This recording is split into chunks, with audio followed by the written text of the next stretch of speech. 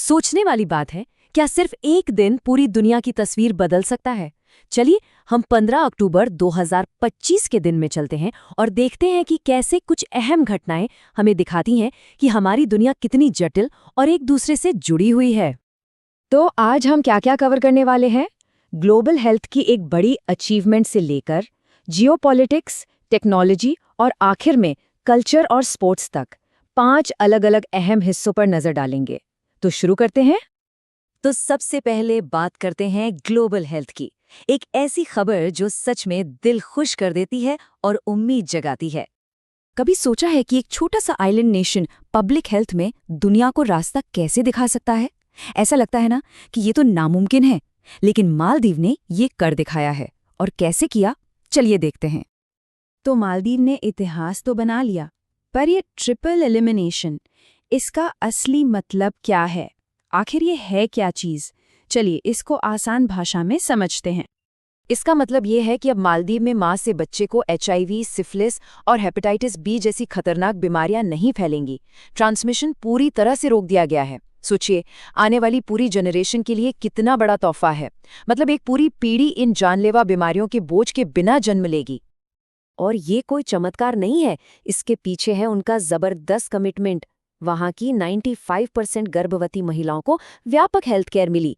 ये 95% का आंकड़ा सिर्फ एक नंबर नहीं है, बल्कि ये बताता है कि वहां का हेल्थ सिस्टम कितना मजबूत है और पॉलिटिकल विल कितनी स्ट्रांग है।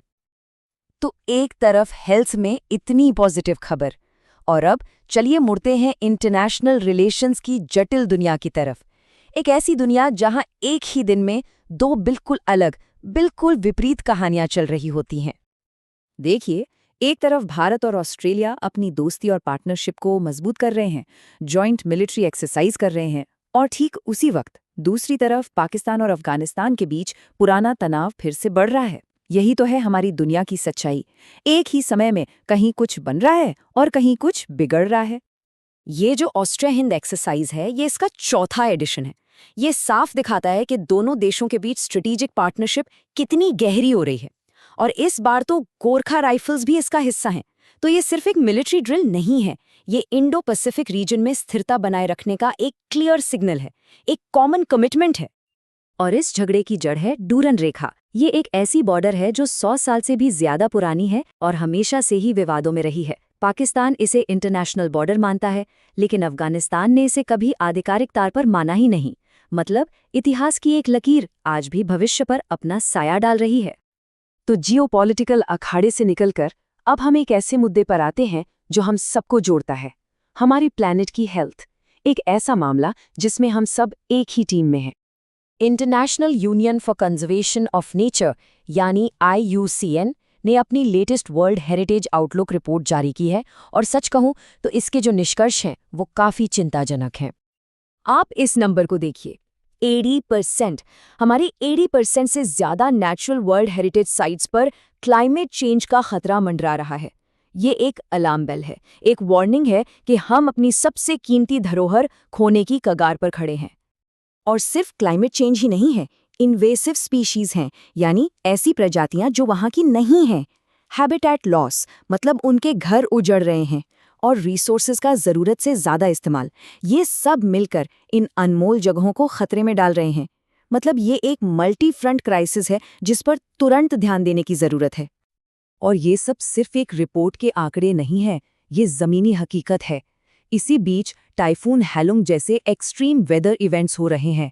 ये इस बात का जीता जागता सबूत है, एक पावरफुल रिमाइंडर है कि रिपोर्ट में लिखी बातें कितनी सच हैं।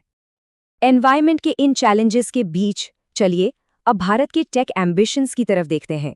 एक ऐसी फील्ड जहां इनोवेशन भविष्य को आकार दे रहा है, और कौन जाने शायद इन्हीं चैलेंजेस के सॉल्यूशंस भी यहीं से निकले। अंटार्कटिका में भारत की मौजूदगी कोई नई बात नहीं है। 1983 से ही हम वहां हैं। दक्षिण गंगोत्री से शुरुआत हुई, फिर मैत्री आया, फिर भारती, और अब 2029 तक मैत्री 2 आने वाला है, एक नया मॉडर्न ग्रीन रिसर्च स्टेशन। ये इस बर्फीले महाद्वीप पर भविष्य के लिए एक सस्टेनेबल इन्वेस्टमेंट है। तो एक तरफ अंटार्कटिका की बर्फ और दूसरी तरफ हैदराबाद में कटिंग एज टेक्नोलॉजी। भारत का पहला सेमीकंडक्टर इनोवेशन म्यूजियम खुल गया है। ये एक बहुत बड़ा कदम है। इससे साफ है कि भारत चिप टेक्नोलॉजी में आत्मनिर्भर बनना चाहता है और ग्लोबल टेक सप्लाई चेन का एक अहम हिस्सा बनने के लिए पूरी तरह से तैयार है।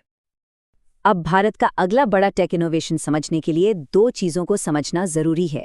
एक है ऑप्टिकल सेंसर्स। ये बिल्कुल हमारी आंखों की तरह हैं, साफ मौसम में हाई क्वालिटी फोटो लेते हैं। दूसरे हैं राडार सेंसर्स। ये सुपर हीरो की तरह हैं, दिन हो या रात, बारिश हो या बादल, ये हर चीज़ के आर पार देख सकते हैं। ये सेंसर्स आमतौर पर अर्थ ऑब्जर्वेशन सैटेलाइट्स में लगे होते हैं। जैसा कि नाम से ही साफ है, ये सैटेलाइट्स स्पेस से हमारी पृथ्वी पर नज़र रखते हैं। इनसे मिलने वाला data weather forecast, disaster management, यहाँ तक कि खेती बाड़ी में भी काम आता है। तो अब तक क्या होता था कि सैटेलाइट या तो ऑप्टिकल होता था या रडार।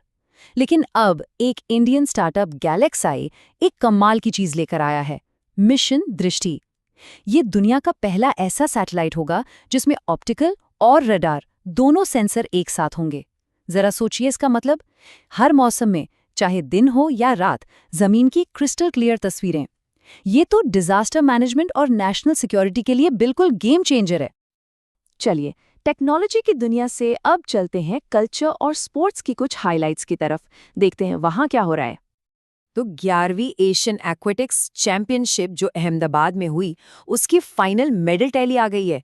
चीन ने तो कमाल ही कर दिया, 54 मेडल्स के साथ टॉप पर रहा।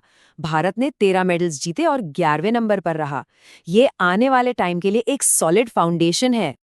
अब बात करते हैं एक ऐसी किताब की जो हमें इतिहास के एक ड्रामेटिक दौर में ले जाती है।